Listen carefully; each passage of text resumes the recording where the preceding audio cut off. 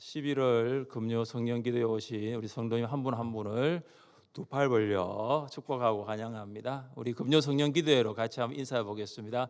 기도 위에 불을 받읍시다. 기도 위에 불을 받읍시다. 하나님께서 은혜를 사모하여 이 자리에 오신 여러분에게 기도 위에 불을 내려주시기를 축복합니다.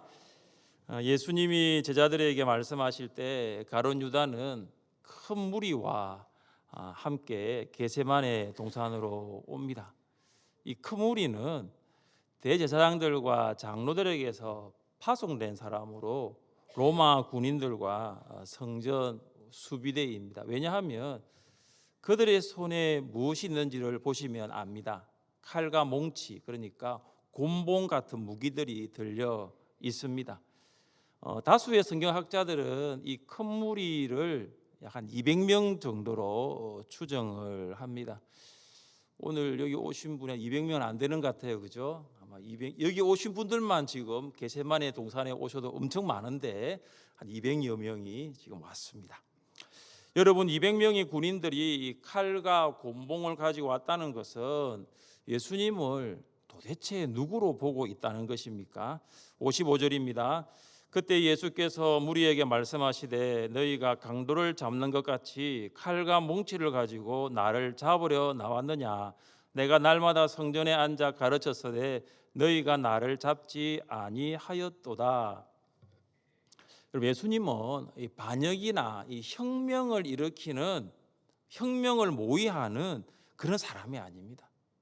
뭔가 조직적으로 뭔가 이렇게 폭력을 행사해서 무엇을 강탈하는 사람이나 또 나라를 이렇게 무너뜨리는 그런 혁명가가 아닙니다. 만약 유대 종교 지도자들이 예수님이 성전에서 장사하는 자들을, 돈 바꾸는 자들을 쫓아내신 그런 모습을 염두에 둔다면 진짜 예수님이 누구신지, 예수님이 어떤 분이신지에 대한 지식이 전혀 없습니다. 이 유대 종교 지도자들처럼 예수님이 어떤 분이신지 지식이 없었던 사람이 한 사람 더 오늘 본문에 있습니다. 그 사람이 가룟 유다입니다. 유대 종교 지도자들의 생각처럼 예수님이 정치적 혁명가, 뭔가 나라를 뒤집으려고 하는 그런 혁명가였다면 그것은 가룟 유다의 꿈과 정확하게 일치합니다.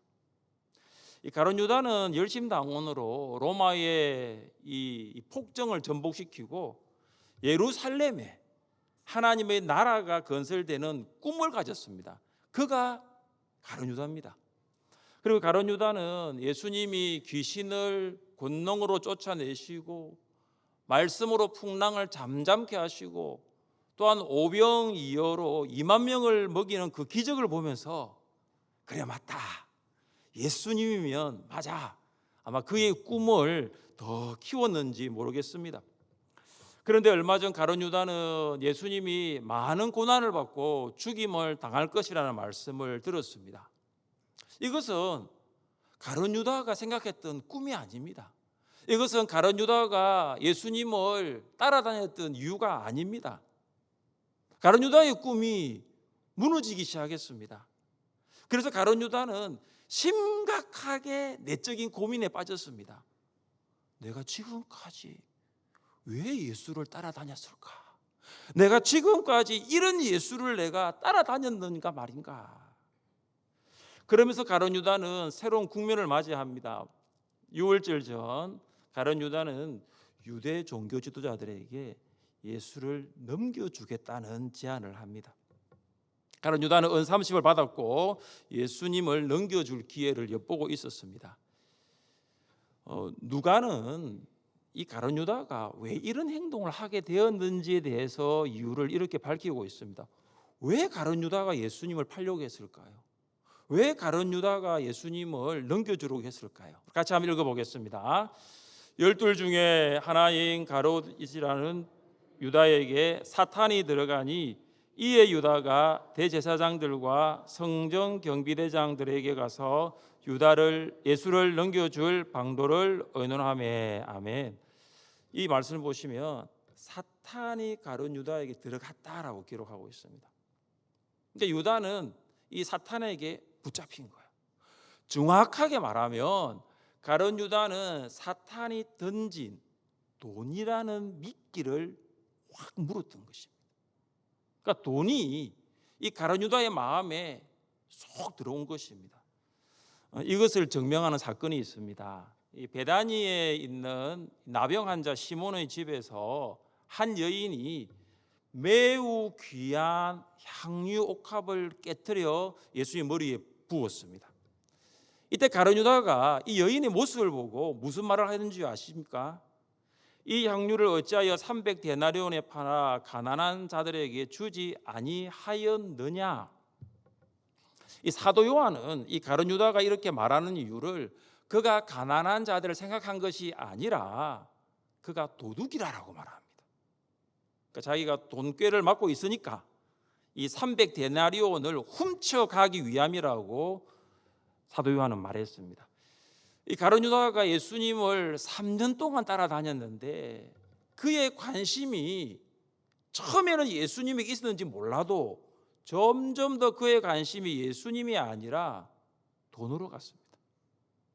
처음에는 그가 예수님을 사랑했는지 몰라도 점점 더 예수님보다 돈을 더 사랑했습니다. 그가 가룟 유다입니다. 그런 가운데 가룟 유다가 유월절 만찬에서 예수님과 식사를 합니다. 그는 예수님을 팔려는 마음으로 식사 자리에 간 것입니다.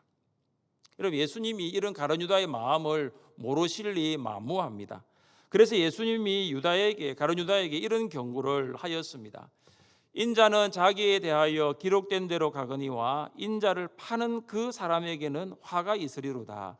그 사람은 차라리 태어나지 아니하였더라면 제게 좋을 뻔하였느니라.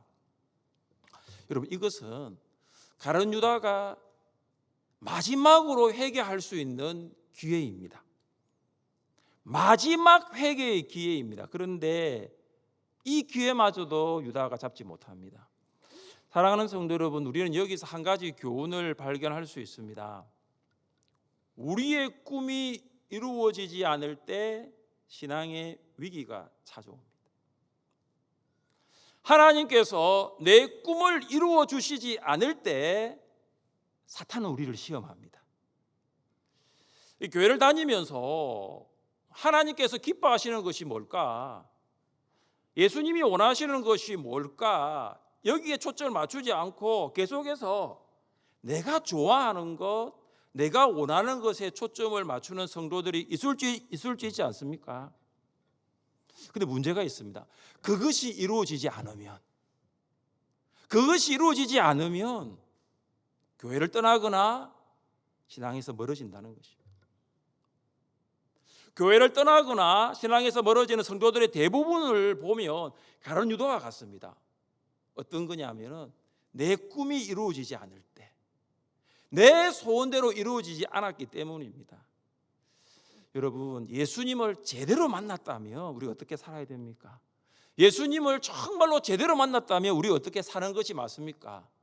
우리의 꿈이 이루어지는 것이 아닙니다. 하나님의 꿈을 이루어 드리는 것입니다. 우리의 소원대로 되는 것이 아닙니다. 하나님의 소원을 이루어 드리는 것이에요. 여러분, 우리는 하나님의 은혜로 구원받은 줄 믿습니다. 여러분, 구원받은 것 이것이면 되잖아요. 구원받은 것 이것이면 감사잖아요. 그럼 우리가 해야 할 일은 뭡니까? 하나님이 기뻐하시는 일이 뭘까? 정말로 예수님이 기뻐하시는 일이 뭘까? 그거 우리가 해드리는 거 아니에요. 이미 우리는 구원받았잖아요. 구원과 바꿀 수 있는 것이 있습니까? 구원과 바꿀 수 있는 세상에 뭐가 있습니까? 없어요, 여러분. 그럼 이제 우리 어떻게 살아야 됩니까? 하나님의 소원, 예수님의 꿈인 영혼 구원하는 거예요. 우리는 이미 구원받았습니다. 이제 우리가 하나님의 꿈을 이루어 드리는 거예요. 유대 종교 지도자들은 가룟 유다에게 로마 군사들과 성전 지키는 자들을 붙여 예수님을 체포하도록 하였습니다. 캄캄한 밤입니다. 사람을 구별할 수 없다는 것을 알았던 가룟 유다는 우리에게 내가 입을 맞추는 그 사람을 체포하라고 신호를 짜놓았습니다. 가룟 유다는 무리를 겟세마네로 안내했습니다. 그는 예수님을 이렇게 부릅니다. 랍비여, 랍비여라고 부르면서 입을 맞추었습니다. 가룟 유다는 3년이나 예수님과 함께 했는데 그에게 예수님은 주님이 아니었습니다. 랍비였습니다. 여러분, 입을 맞추는 것은 제자가 이 스승을 향한 존경인데 유다의 입맞춤은 존경이 아니라 배반의 입맞춤이었습니다. 결국 유다는 예수님을 파는 자가 되었습니다. 예수님은 그런 유다에게 이렇게 말씀하십니다. 친구여, 네가 무엇을 하려고 왔는지 행하라. 마태는 48절에 유다를 이렇게 불렀습니다. 예수를 파는 자. 마태는 가룟 유다를 예수를 파는 자라고 불렀는데 예수님을 잘 보세요. 가룟 유다를 파는 자라고 부르지 않습니다. 친구라고 부릅니다. 예수님은 가룟 유다가 이 캄캄한 밤에 겟세마네에 무엇 때문에 왔는지 알고 계셨습니다. 진짜 예수님은 이제 유다에게 정말 마지막 기회를 주고자 했던 거예요. 마지막으로 회개할 기회를 주고 싶었던 것입니다. 그래서 예수님은 마태와 같이 나를 파는 자라고 부르지 않습니다. 친구라고 부릅니다. 예수님이 사용하신 이 친구는 보통 친구가 아니에요. 이것을 원어하고 가장 정접하게 풀이하면 동지예요. 동지. 여러분, 동지가 무슨 말입니까? 목적이나 뜻을 같이 하는 사람이 동지예요. 예수님은 가룟 유다를 하나님의 나라와 복음을 위해서 뜻을 같이 하는 동지로 보고 계셨습니다. 하나님의 나라와 복음을 위해 뜻을 같이 할 예수님의 동지, 예수님의 동력자, 예수님의 친구가 어디 있습니까? 사랑하는 성도 여러분, 예수님은 우리를 친구라 부르십니다. 같이 한 말씀 읽어보겠습니다. 이제부터는 너희를 종이라 하지 아니하리니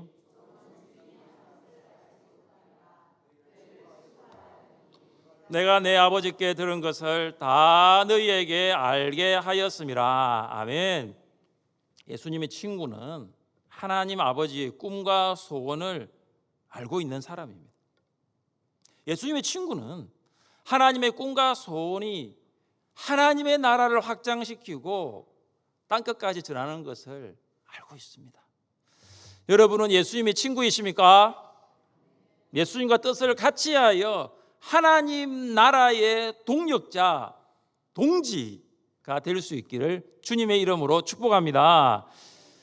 무리가 예수님을 체포하러 가였을 때 제자들 중 한 사람이 칼을 빼어 대제사장의 종을 쳐서 길을 떨어뜨렸습니다. 사도 요한은 칼을 빼어 종의 길을 자른 사람을 베드로라 하였습니다. 베드로는 무리가 예수님을 체포하는 것을 결사적으로 막고자 했습니다. 예수님으로부터 여러 번 나를 버리고 부인하리라 이 경고를 들었던 베드로가 아니라는 것을 이제 증명할 때가 왔던 것입니다. 그래서 베드로가 칼을 빼어서 제사장 종의 길을 잘랐지만 예수님은 그의 태도에 감동하지 않습니다. 예수의 말씀입니다. 내 칼을 도로 칼집에 꽂아라. 칼을 가지는 자는 다 칼로 망하느니라. 예수님은 이 베드로의 이런 행동, 이런 육신적인 행동을 칭찬하지 않습니다. 오히려 책망하십니다. 베드로는 아직도 예수님께서 십자가에 왜 죽으셔야 하는 이유를 잘 알지 못했습니다. 여러분, 이 겟세마네 동산에서의 이 예수님과 베드로의 이 주고받는 대화를 보시면 한 장면이 생각납니다. 어떤 장면이냐면은 빌립보 가이사라에 있었던 예수님과 베드로의 대화입니다. 그때 이제 빌립보 가이사라에서 베드로가 신앙 고백을 하고 난 다음에 예수님께서 하신 말씀이 뭐냐면 내가 예루살렘에서 많은 고난을 받고 죽임을 당하고 3일 후에 살아난다라는 것을 말씀하십니다.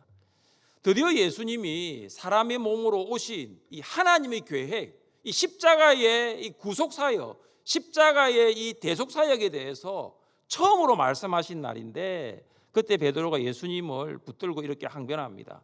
주여 그리 마옵소서. 이 일이 결코 주께 미치지 아니하리이다. 베드로의 모습을 보십시오. 지금 똑같은 모습이에요. 아직까지 베드로는 예수님이 어떤 분이신지, 예수님이 십자가를 지셔야 하는 하나님의 계획을 베드로는 알지 못했습니다. 그러니까 이 겟세마네에서도 이 예수님은 이 베드로가 이 하나님의 구원계를 알지 못하는 그 육신적인 행동을 했다는 것을 말씀하신 것입니다. 우리 53절 말씀을 같이 한번 읽어보겠습니다. 53절입니다. 너는 내가 내 아버지께 구하여 지금 12군단 더 되는 천사를 보내시게 할 수 없는 줄로 아느냐. 아멘. 예수님은 하나님 아버지께 기도하여 12군단 몇 명입니까? 제자훈련 수료하신 분 12군단 몇 명입니까? 몇 명이라고요? 7만 2천 명. 네. 한 군단은 6천 명. 최근사님 괜찮습니다. 네, 최근사님 웃으셨어요 지금. 장선아 집사님이 군사님 제자훈련 받았잖아요. 약간 그런 표정으로 보시니까 최근사님 모를 수도 있지 뭐. 밤 10시가 너무 다 돼가는데 내가 기억력이 괜찮습니다. 네, 혹시나 여러분 중에 아시는 분이 있을까 싶어서 제가 말씀하셨으면 내일 카페 하나에서 맛있는 거 사드리려고 했는데 한 군단 6천 명, 12군단 7만 2천. 예수님은 하나님 아버지께서 기도하여 12군단 7만 2천 천사 동원하여 자신을 보호할 수 있다고 하십니다. 여러분 제가 이 겟세마네에 온 무리를 200명이라 이야기했잖아요. 이거는 비유가 안 되잖아요, 여러분. 7만 2천에 비하면 200명은 아무것도 아니에요. 예수님은 무리를 단번에 제압할 능력을 충분히 가지고 계십니다. 예수님은 모든 상황을 역전할 수 있는 능력을 가지고 계십니다.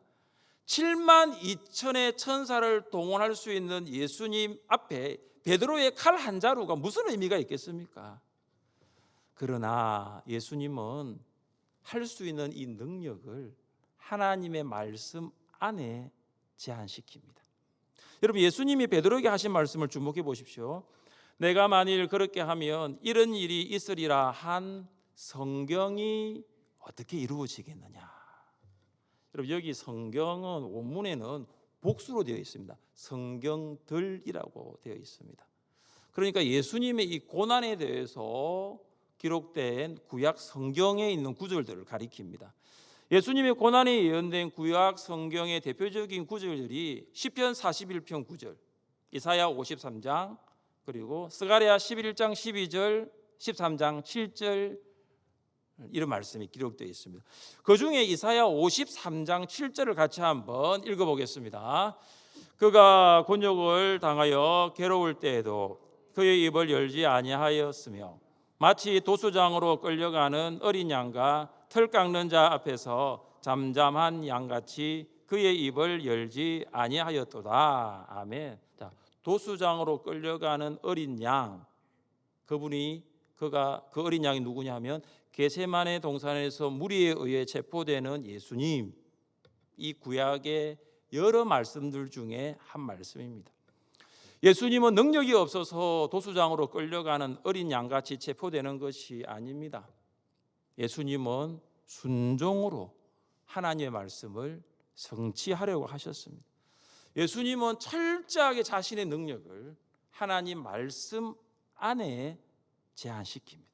예수님은 말씀의 성취를 위해서라며 내가 할 수 있는 능력까지도 내려놓으셨습니다. 성경의 성취, 하나님 계획이 아니었더라면 예수님은 7만 2천 천사를 불렀을 거예요. 그러나 예수님은 하지 않으셨습니다. 할 수 없는 것이 아니라 하지 않으신 것입니다. 이미 예수님은 겟세마네 동산에서 기도를 통해서 어떻게 기도했습니까? 아버지의 뜻대로 되기를 원합니다. 하나님 아버지께서 계획하신 그 뜻대로 순종하기로 마음을 먹었습니다. 여러분, 예수님은 말씀 성취를 위해 사용할 수 있는 능력마저도 기꺼이 내려놓았습니다. 예수님은 말씀보다 앞서지 않으셨습니다. 예수님은 자신의 능력보다 하나님의 계획을 더 앞에 세웠습니다. 예수님은 말씀의 성취, 하나님의 계획을 위해서 십자가로 한 걸음 한 걸음 걸어가셨습니다. 사랑하는 성도 여러분, 우리는 어떻습니까? 하나님의 계획에 순종한다라고 말은 하면서도 혹시 하나님의 계획보다 우리의 능력을 앞세우지 않습니까? 하나님의 말씀을 따라 산다고 말하면서도 말씀보다 우리의 능력을 따라 살려고 하지 않습니까? 예수님처럼 철저하게 말씀 앞에 순종하시기를 바랍니다. 그렇게 하기 위해서는 한번 따라해 보십시다. 우리의 힘을 빼야 합니다. 우리의 힘을 빼야 합니다. 여러분, 힘을 빼야 되는 거죠. 우리 안에 있는 힘을 빼야 됩니다. 그리고 성령의 능력으로 채워져야 합니다. 여러분, 그리스도인이 누구입니까? 그리스도인은 그리스도를 믿고 고백하고 따르는 사람입니다. 여러분, 그리스도인은 그리스도처럼 사는 사람입니다. 여러분, 유대인들은 예수님을 그리스도로 믿지 않고 있습니다. 그러나 우리는 예수님을 그리스도로 믿고 있습니다. 그렇다면 우리는 예수님처럼 말씀을 따라 순종하며 살아가야 합니다. 우리는 예수님처럼 말씀의 성취를 위하여 살아가야 하는 것입니다. 말씀대로 순종하면, 말씀을 순종하면 말씀대로 이루어집니다. 같이 한번 읽어볼까요? 시작. 말씀을 순종하면 말씀대로 이루어집니다. 아멘. 여러분, 지금까지 신앙생활을 하면서 하나님의 말씀이 말씀대로 이루어졌던 것을 경험해 보신 적이 있습니까? 2025년도를 돌아보면서 내 삶 속에서, 우리 가정에서, 우리 목장에서 하나님의 말씀이 이루어졌다. 우리 가정에서 하나님의 말씀이 이루어졌다. 우리 목장에서 하나님의 말씀이 이루어졌다. 여러분, 이런 아름다운 간증을 할 수 있습니까? 다른 성도들은 하나님의 말씀이 이루어진 것을 삶 속에서 경험하고 간증하는데 왜 나는 한 번도 그런 경험을 하지 못하고 왜 나는 그런 간증을 하지 못할까요? 목장 모이며 목자님, 제가 지난 한 주를 살아가면서 이 말씀을 붙들고 살아가면서 이 말씀이 제 삶 가운데 이루어지는 것을 보았습니다. 이 간증을 하는데 나는 계속 듣고만 있는 거예요. 그 차이가 뭘까요? 순종입니다. 순종하며 말씀이 이루어지고 순종하지 않으면 말씀은 이루어지지 않습니다. 자, 올해 우리 교회 표어가 무엇입니까? 네. 또 보고 이야기 됩니까? 저를 좀 보세요. 도대체 그러면 아직 한 달하고 20일밖에 안 남. 자, 올해 우리 교회 표어가 무엇입니까? 사랑을 표현하는 교회입니다. 교회는 가정과 목장과 세상에서 사랑을 표현하라고. 그래서 우리가 매 주일마다 인사도 사랑을 표현하는 교회가 됩시다라고 했는데 여러분 어떻습니까? 지난 10개월 동안 사랑을 표현하셨습니까? 표현하셨다면 얼마만큼 표현했습니까? 여러분 가정에서 목장에서 이웃들에게 사랑을 얼마나 표현했습니까? 여러분 조금 있으면 엄청난 날이 다가오고 있습니다. 11월 11일 어떤 날이죠? 빼빼로데이입니다. 엄청난 빼빼로들이 팔릴 예정일 것입니다. 어떤 목자님은 이 11월 11일을 알고 계셨더라고요. 제가 이 목자님의 연세를 제가 아는데 이 목자님께서 이 빼빼로데이를 다 이렇게 준비하면서 목원들에게 빼빼로를 사셨더라고요. 어디에서? 카페 하나에서. 카페 하나에서 목원들에게 줄 빼빼로를 사셨어요. 이야기를 들었습니다. 올해 빼빼로는 카페 하나에서 구입하시면 되겠습니다. 여러분, 사랑을 표현하라는 말씀에 순종하였다면 우리가 어떤 간증을 할 수 있을까요? 새 계명을 너희에게 주느니 서로 사랑하라. 내가 너희를 사랑한 것 같이 서로 사랑하라. 너희가 서로 사랑하면 이로써 모든 사람이 너희가 내 제자인 줄 알리라. 여러분, 남편이 아내를 사랑하면 아내가 남편을 어떻게 한다고요? 예수님의 제자로 한다니까요. 부모가 자녀를 사랑하면 자녀가 부모를 어떻게 한다고요? 예수님의 제자로 한다고요. 우리가 서로 사랑하면, 우리가 서로 사랑을 표현하면 이웃이, 여러분의 직장 동료가, 여러분이 알고 있는 친구가 예수님의 제자라, 예수님은 본 적은 없지만 예수님의 제자라고 인정을 하는 것입니다. 이것이 말씀 순종에 대한 증거입니다. 말씀을 순종할 때 말씀이 이루어지는 것을 경험할 수가 있습니다. 이제 함께 56절 말씀을 읽어보겠습니다. 56절입니다. 그러나 이렇게 된 것은 다 선지자들의 이에 제자들이 다 예수를 버리고 도망하니라. 아멘. 예수님이 칼과 몽치를 들고 온 무리에 의해 체포되실 때 제자들은 예수님을 버리고 도망갑니다. 예수님이 체포되시는 순간 제자들이 두려웠어요. 아니, 공포를 느꼈을 것 같아요. 공포에 압도되었습니다. 왜 그렇습니까? 빨리 도망가지 않으면 우리도 체포될 수 있다. 여러분, 예수님에 대한 절대 충성을 다짐했던 제자들 어떻게 합니까? 다 예수님 버리고 도망갑니다. 얼마 전까지 모두가 주를 버려도 우리는 주를 버리지 않겠다고 했던 제자들, 그리고 그 제자들 중에 정말 큰 소리로 호언장담했던 베드로 어디 갔습니까? 지금 그들이 어디에 있습니까? 왜 제자들이 예수님을 버리고 이 중요한 순간에 도망갔을까요?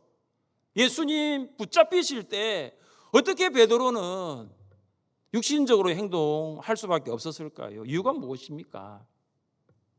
오늘 전체 이 본문 내용을 보시면, 전체 26장을 보시면 결론은 딱 하나입니다. 기도하지 않았기 때문에.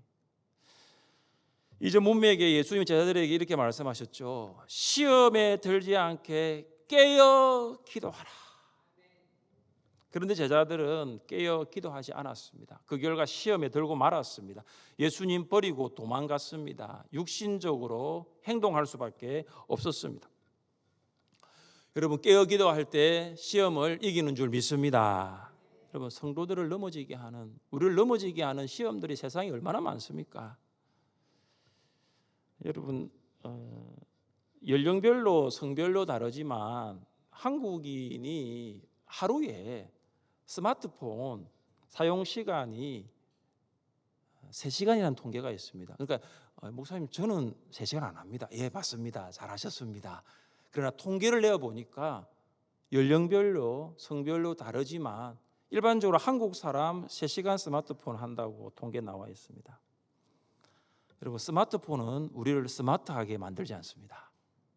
스마트폰은 우리를 영적으로 스마트하게 만들지는 않습니다. 오히려 스마트폰은 우리를 더 영적으로 둔감하게 만듭니다. 한국의 성도들이 3시간 스마트폰 하는 동안 그 3시간에 10분이라도 기도한다면 어떻게 될까요? 여러분, 기도하면 성령께서 우리를 스마트하게 하십니다. 여기 혹시 또 공부 안 하고 또 기도만 하시는 분이 있을지 몰라서 제가 말씀드립니다. 영적으로도 스마트하게 하십니다. 여러분, 깨어 기도하면 성령께서 우리를 영적으로 분별력 있게 만드신다는 거예요.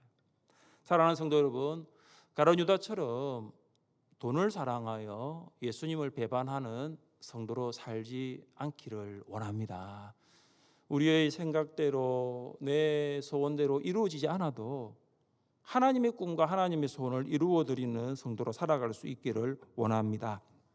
베드로 같이 기도하지 않으면 육신적으로 행동할 수밖에 없고 그 결과 말씀이 이루어지는 것을 막을 수밖에 없다는 것을 우리가 살펴보았습니다. 우리 예수님처럼 깨어 기도합시다. 여러분, 깨어 기도할 때 말씀에 순종할 수 있고 말씀에 순종할 때에 하나님의 계획이 이루어지는 것을 경험할 수 있기를 주님의 이름으로 축복합니다. 우리 일어나셔서 함께 찬양합시다. 오늘 이곳에 계신 성령님